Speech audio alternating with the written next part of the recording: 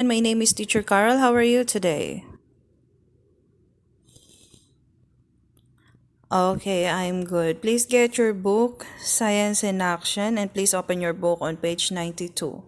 Please open your book on page 92.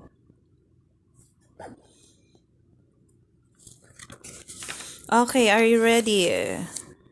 Okay, let's begin. So this is the continue of our lesson yesterday, okay?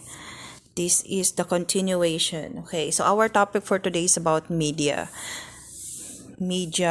and the movement of light through different media. Okay, so that's our topic for today.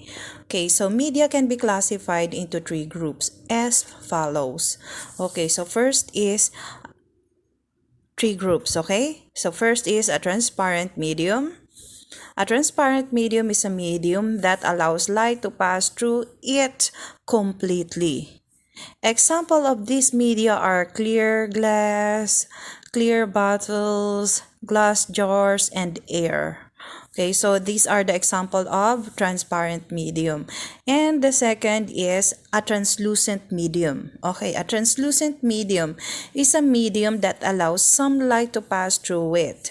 Example of this media are cellophane, stencil paper, ground glass, and fog. Okay, so this is the example of a translucent medium. Okay, translucent medium again allows some light to pass through it. Some lights, okay, allow some light to pass through it. And number three is an opaque medium. Okay, so what is an opaque medium? Okay, an opaque medium is a medium that does not allow light to pass through.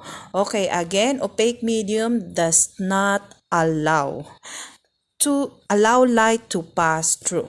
Okay, so that's the difference. Okay, so transparent medium allow light completely, sorry, allow light to pass through completely, and translucent medium allow some light to pass through, and then opaque medium does not allow. Okay, so an opaque medium is a medium that does not allow light to pass through it. Examples of this media are mirrors, cardboard, wood, and tiles. Okay, so those are the example of an opaque medium. Okay, and then okay, now let's move on to our topic, the movement of light through different media. Okay, so the movement of light through different media, reflections. Okay, so reflections happen when light touches an object or a material and some light is returned from the object. Okay, so that is called reflections. Okay, reflections happen when light touches an object or a material and some light is returned from the object. Okay, so for example here, look at the lake here. Okay, so this one, look at that. Okay, you see the reflection, right? Light hits the water and some of it bounces back. Sorry, again, one more time. Light hits the water and some of it bounces back, which we see as reflections. Okay, so that's an example of reflections. Okay, now please open your book on page 93.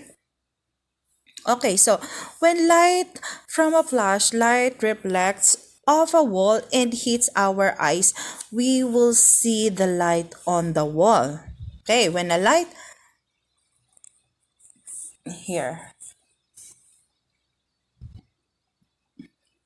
when light from a flashlight reflects off a wall and hits our eyes, we will see the light of the wall. And then next, when light when light from a flashlight hits a mirror, the light will reflect onto a wall and hit our eyes. So we will see the light on the wall. Okay, again, when light from a flashlight hits a mirror, the light will reflect onto a wall and hit our eyes. So we will see the light on the wall. Okay, and next is here. If light hits a smooth opaque object such as a mirror, we will see an orderly reflection ray. We will be able to see the reflection on the mirror too. Okay, so if light hits a smooth opaque object such as mirror, we will see an orderly reflection ray. And then, okay, so this is it. Okay, so this is it.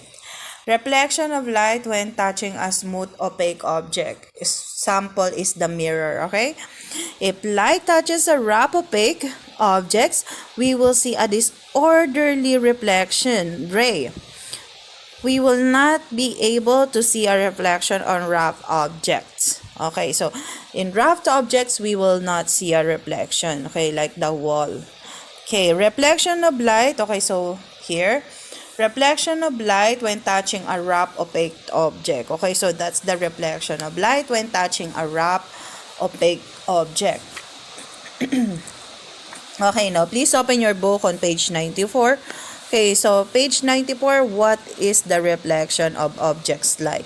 Okay, so that's our activity or experiment for today. Okay, so I'm gonna send you a supporting video. Please watch that video so you can answer these questions here. Okay, okay, so first, okay, so let's read it first. Okay, so reflection. Now, our topic for today is about reflection. What is the reflection of objects like? Okay, so reflection, learning objectives.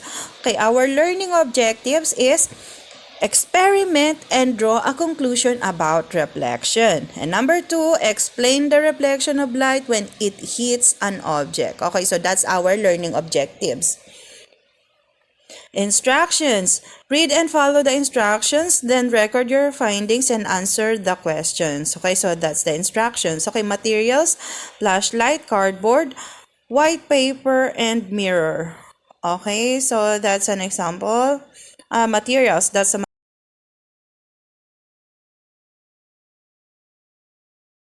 directions. Place the mirror upright on the paper. Number 2, cut the cardboard and stick it on the flashlight as shown in the picture. Okay, and then point on the flashlight at the mirror.